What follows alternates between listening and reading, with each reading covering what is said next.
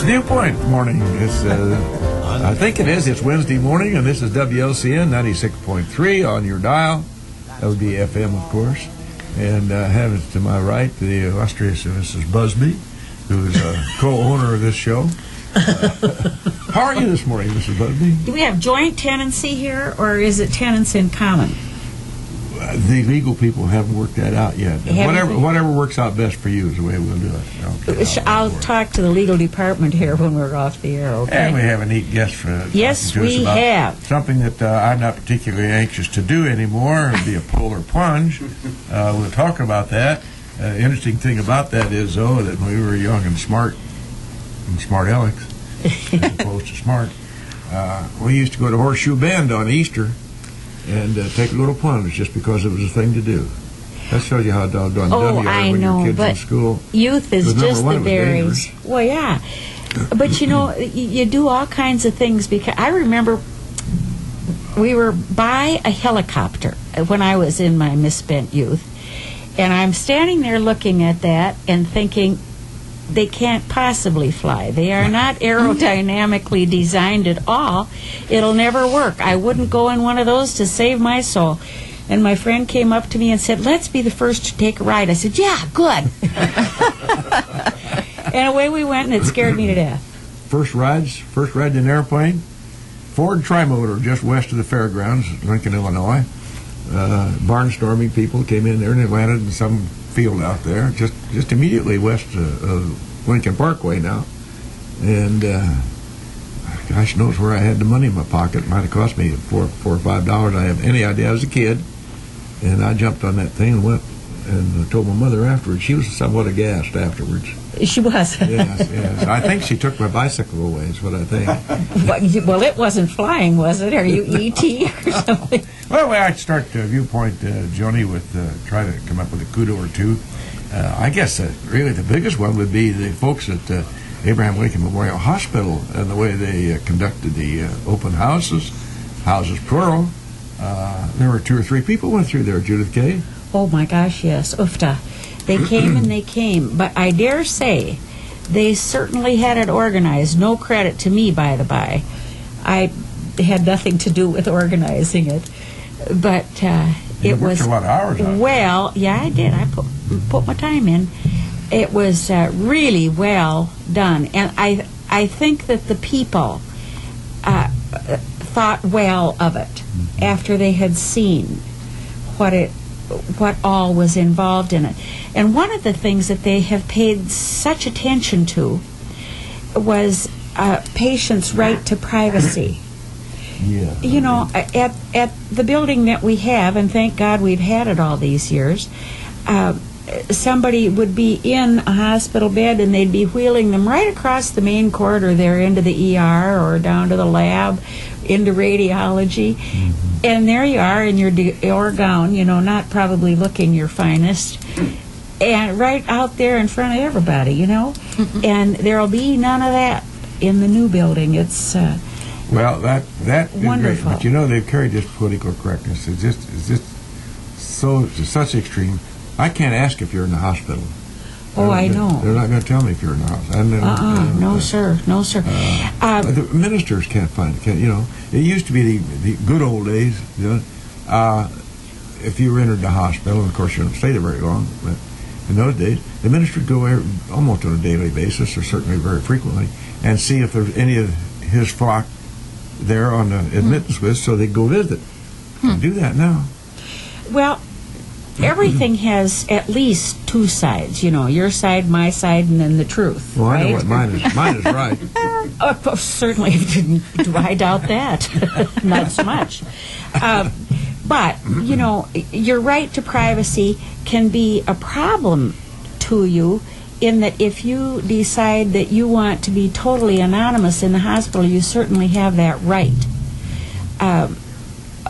But that means you don't get any flowers, you don't get any cards, you don't get any visitors, you don't get any phone calls. You're totally anonymous. On the other hand, in this day and age, we have many more instances than we used to of people just going ballistic, and they have to hurt somebody. And if you knew that your girlfriend was in the hospital having a baby, and you were torqued about the whole situation, you know, she might want to be anonymous so that you don't know she's there. So, you know, there's, as I said, there are three sides to everything, at least. I got a kudo, too. Well, you want to hear like I say, you have 50% ownership. You go right ahead. Oh, good. I get my 50% right now. Sometimes I give her 51. Well, that's a deal. you know, that one time you thought about it, remember, but you changed your mind. I would just like to let people know that, you know, sometimes we taxpayers, that'd be us, get a little incensed over all the money that we spend. But I tell you some money of mine that's been spent well, and that is the money that's gone to the Logan County Department of Public Health. Now, Buzz is at home and not living the dream, okay? The health department has been of immeasurable help to us. Immeasurable. And they just don't do it by rote. Oh, no, You know, no. They're in there with some feeling and with some care. Oh, they're wonderful. They are totally wonderful. And when you're homebound and kind of in the pits, you know, I tell you what, it makes you mighty grateful. It's not the severity, it's the proximity that makes the problem acute. Now, Jim, if you want to, you can quote me on that, or anything else I say. I give you the right. Well, wait, I have a pen in hand. Well, you're absolutely right, and thank goodness we have it, and the proximity of the department being right here in our own backyard, and they don't have to drive from Springfield or Burtonview. Or Burtonview, which is really out of town. Not really. Yeah. They don't even speak the same language up there. No, not out there. Over there. It's not oofed out there. Now, what do they know? Yeah. Irishman, St. Patrick's Day is around the corner, is it not? Thursday. Well, all right. Patty was driving down the street one day in a sweat because he couldn't find a parking place. He had a very important meeting. And he looks up to them and says, "Lord, take pity on me. If you find me a parking place, I'll go to Mass every Sunday for the rest of my life, and I'll give up my famous Irish whiskey." And miraculously, a parking place appeared just as he went by, and he says, "Never mind, I've just found one myself." I love it. Oh, heck. Oh, that's a good one. Oh, heck. Well, we're on a roll. Father Murphy, he walks into Donegal, the pub, and asks for the first man he meets. He says, "Do you want to go to heaven?" And the man said, "I do, Father." And the priest said, "Well, then stand over there against the wall." The priest asked the second man, "Do you want to go to heaven?" "Certainly, Father," the man replied. "Then stand over there against the wall." And then Father Murphy walked up to Kelly and says, "Do you want to go to heaven?" And Kelly says, "No, I don't, Father." The priest said, "I don't believe this. You mean to tell me that when you die, you don't want to go to heaven?" Kelly says, "Oh, yes, when I die, but I thought you were getting the group together now." All right. Oh, heck. Those are good ones. Yeah. Okay, let's get down to some serious business about plunging into icy cold water. Oof, that is serious business. Put a damper on that. Oh, sorry about that pun. Why don't you introduce our guest? Joanie Keys is representing the Polar Plunge, which is done to benefit the Special Olympics. So we've got two events going on here, really. Now, Joanie, may I ask you a personal question? Absolutely. Do you do it? I have done it. Actually, I did it last year with one of our Lincoln athletes, Adam Cheatham. I know him so well. I like him. Yeah. He's quite a basketball player. He is, and he was going to national games. He Yes. got the honor of going to national games last July on the basketball team, so I said, in honor of that, I will plunge with you. And I have plunged over in Decatur 2 times. So, yes, I have had the pleasure of being very, very cold in the water. How long does it take you then usually to get over the pneumonia? Well, fortunately, I've never had pneumonia from it, but the feeling in your toes goes away for a while. Yes, I will admit that. Yeah, right up to about your knees, I imagine. Yeah. But, it is all for a good cause. Oh, and my, yes. you you can determine how far you really want to go in the water or not. Some people just go in, stick their big toe in and come out. Some people, have to go all the way to the 4-foot rope that we have our scuba team holding a line there, and so no one can go past that. They do have wetsuits. Okay. Well, the scuba team does, but we don't allow our plungers to do wetsuits, no. But they have to bear the cold water, yeah.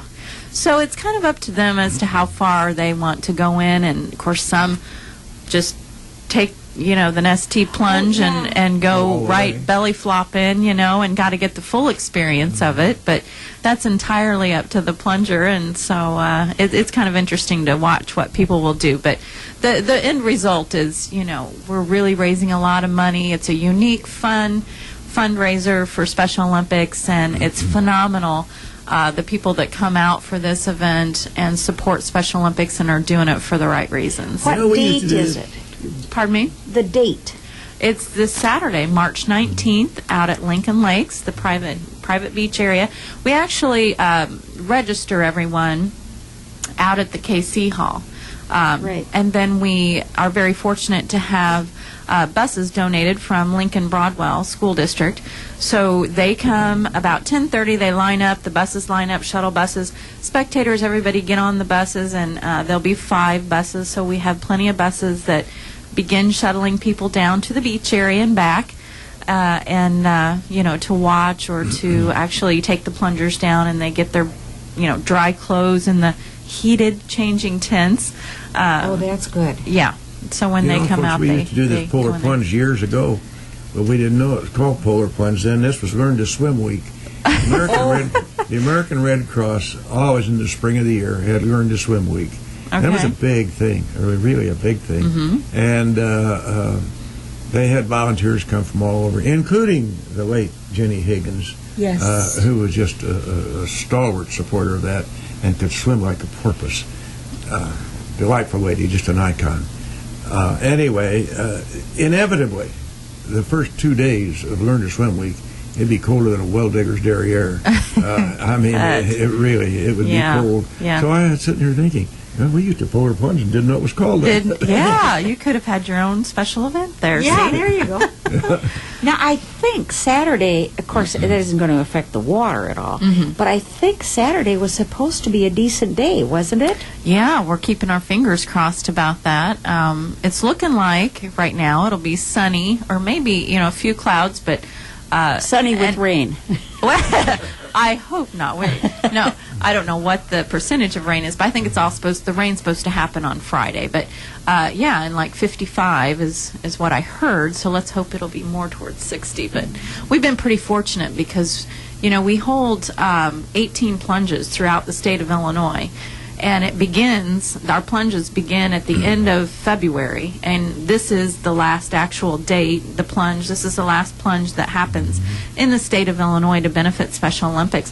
So we've been pretty fortunate to have some good weather for this particular plunge in Lincoln, yeah. Now, specifically, how do we raise the money? The polar plunge, of course, is to cause awareness of what we're doing here. But specifically, we want to raise money. So tell us about the process of that, Joanie. Well, basically, it's very simple. We just asked the participants to raise a minimum of $75 in pledges. Pretty easy when you tell somebody you're going to jump in the lake for Special Olympics. A lot of times they say, I'll give you $10 and I want to come watch that, you know? But, so friends, family, co-workers, give to the cause. A lot of times we get pretty lucky with certain organizations or groups or corporations that will actually match the monies that an employer will make. Monsanto is one that comes and plunges here locally, and they get 100% of their donations matched. So if they get $75, then they got 150. Absolutely. Not too bad. Yeah. So that works out well. It's a win-win for everybody. so we really end up, making a lot of money. Last year, we raised $38,000 on this event here in Lincoln, and it's only the second year that we've had it here. Just amazing. We're so grateful that on an average, most plungers raise about $250 or more that they bring to this event. So it's just phenomenal what individuals in the community, when they come together for a cause that they believe in and raise money, it's just a wonderful thing to see, and everybody has a good time at it. Oh, well, and the Special Olympics is a wonderful cause. I'd like to ask you a question about your overhead. I think that we're all becoming more aware of that end of it. Of the $38,000, if I thought it was $30,000 for overhead and $8,000 for the Special Olympics, I wouldn't be very happy. What percentage you figure you spend on overhead? 100% of the funds that are raised go towards the Special Olympic athletes. It goes into the budget for our area. We are a non-for-profit organization. We do not receive any additional funding from say other organizations such as United Way and that kind of thing that provide assistance to non-for-profits. We survive solely on donations, so anything we do on a fundraising basis goes towards the expenses of training for the athletes, allowing the athletes not to pay a cost or a fee when they participate in Special Olympics, as many organizations unfortunately have to do. But we're fortunate so far we've not had to charge our athletes any monies. And then, that also goes for food for the athletes during competition, for the volunteers, volunteer recognition shirts at our events so that they're, recognized and that kind of thing. Well, there'd be lodging for them in some instances, too, because I know Adam, who you mentioned earlier, he went way out of town for the basketball. Right, and he had, yes, that's where the money also goes to support any of our athletes that go on to a national or World Games event. This year the World Games is going to happen in Athens, Greece, and Illinois has a contingent of about 35 athletes that'll be traveling over there, and about 12 coaches that'll be attending. So that is at no charge to them. We get sponsorship and donation to allow them. We send them with a big duffel bag full of really nice jackets and sweats, and so they're all uniformed the same. They have new tennis shoes, new socks, and we provide the airfare through a corporate airfare company. Think of what that means to a challenged person. Think of what it would mean. Not that I'm not challenged, but think what it would mean to me. Well, anybody would give their eye teeth for a trip like that. But, that is so wonderful. To think that they have that opportunity to and compete, and of course, you see some of them. We've all seen it on TV, and perhaps some in person too. See these folks participate, and you see the glow on their faces, and how enthused they get. And it's a real, absolutely, it's a real. And I will tell you just from a personal note that I've been an area director for going on 20 years now, and what I have seen in the growth of the young athletes, what it brings to the family members is, just pure joy and elation, because it gives that athlete and that family an opportunity for their child to succeed in something, and for them to make friends and in a sporting organization and have that same experience that maybe their siblings have when they're traveling on a travel baseball team or volleyball team. And so what a phenomenal thing that is to see the joy not only in the athlete but the families, the comfort that it gives the families to be able to become friends with other family members who have those challenges, children with disabilities. Right. Very important. We're going to take a commercial break. 648-5510. Somebody out there might have some personal experience with the Special Olympics, or maybe you've been taking a polar plunge. If so, 648-5510. Let us know. We'll now we're going to plunge into a break. There we go.